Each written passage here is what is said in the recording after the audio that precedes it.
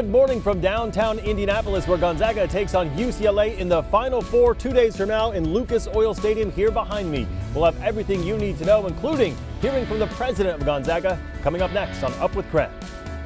Take me out to the ball game. It's the Mariners' opening day for the 2021 season. Today we'll tell you what kind of changes fans will see walking in to T-Mobile Park during a pandemic. There's 12 finalists, but only one design will be chosen as Spokane's new city flag. This morning, how you can cast your vote. Just taking a quick peek at your phone while driving may have you distracted for the next 27 seconds. This morning, we look at ways to avoid the hangover effect. Windy and warm today, but we've got to talk a holiday weekend ahead, and it looks like it's going to stay mild right on through it. Up with KREM starts right now with Joshua Robinson, Jeremy Legoo, and Dana Marie McNichol.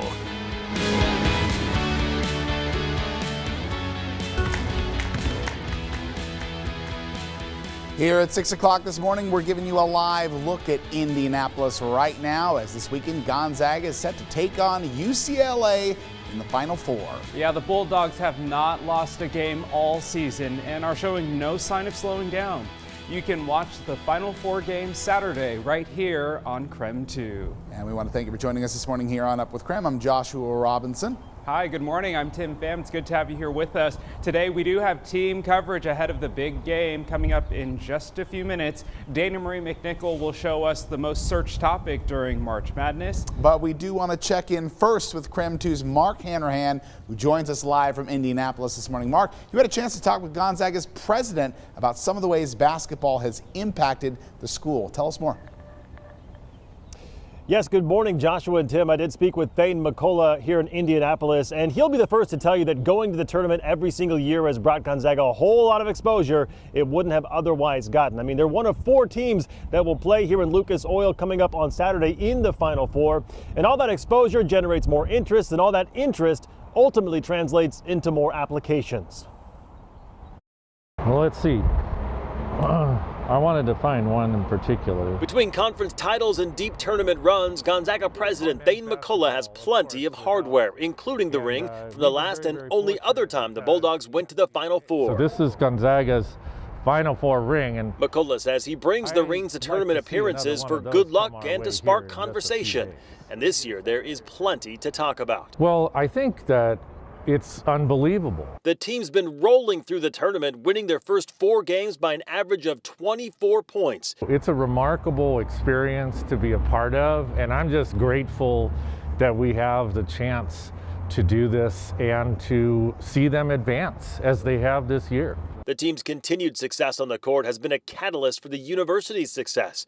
Since GU's Cinderella run back in '99, enrollment has increased by more than 80%. The budget has more than doubled. The school built a new basketball arena, baseball complex, and the multi-million-dollar student center. Well, without question, I think the university has benefited from the profile that media coverage of basketball at the national level has created for us. President McCullough points out that basketball isn't the school's sole driver and that its academic programs and mission attract a lot of attention too.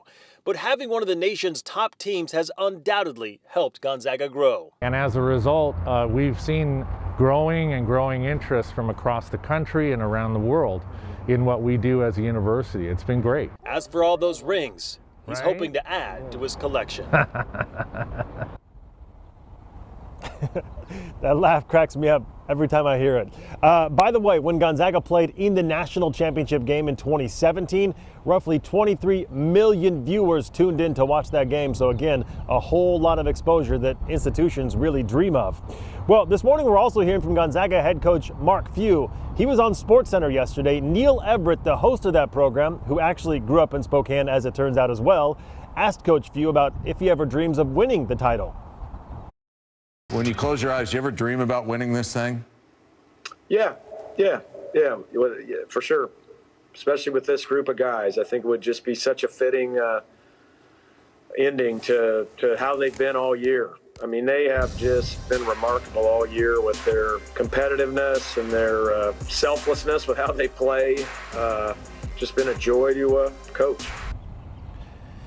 Do want to mention, this is the second time in school history Gonzaga has had Final Four. They also broke an NCAA record for the most 30-win seasons, 30 wins in this season after beating USC in the Elite Eight. You can only watch Gonzaga in the Final Four right here on KREM 2. They're up against UCLA, the Bruins, for a spot to the national championship game. Tip-off 5:34 p.m.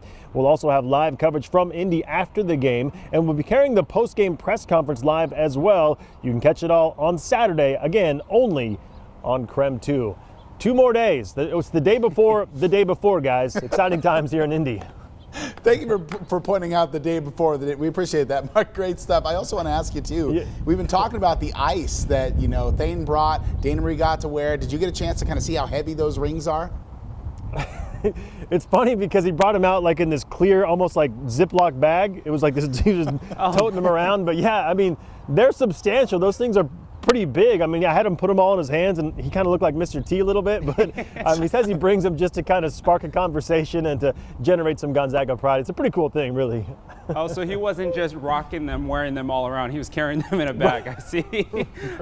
He's had, strung up on a necklace, and then no, he just carries them around. All right, Mark reporting live from Indy this morning. Thanks so much. Well, this morning we are taking a look at the top Google trends during March Madness. Dana Marie McNichol tells us about some of the most searched topics. Good morning, Dana Marie. Good morning, guys. Yeah, that's right. It was so fun to see Thane there at the game and just marvel at those rings. But of course, so many people online are Googling, where is Gonzaga? What about these new teams that we're going to be facing? So let's take a look at some of those most searched results, starting with the day that Gonzaga beat USC and UCLA beat Michigan. So these were the most searched teams per state. You can see the entire Northwest is green. In fact, most of the country is green. And Washington and Idaho are super dark, indicating a high amount of searches. Now, moving to California, where it's the only state that you could see in that blue color, most of the state did search for information about UCLA, but a small amount did search for USC. And of course, we're going to talk about the women's tournament. If anything, we're seeing a lot of trending stories out of March Madness for them. Now, even though Oregon didn't make it out of the Sweet 16, people still searched for Texas, South Carolina, Louisville, and Stanford. And an interesting feature in Google Trends right now, they have brackets based on amounts of searches. So the winners for that is the men's bracket, Michigan, and Gonzaga didn't even make it out of the Elite Eight. Now in the women's bracket, UConn wins overall, so a lot of people are searching them. This one might actually match the actual bracket. A lot of fun basketball talk to talk about, but of course we do got to head over to Jeremy for the weather. Good morning. Oh, good morning, Dana Marie. Wait, did you get to wear those rings? Did you put one of those rings on? Be honest.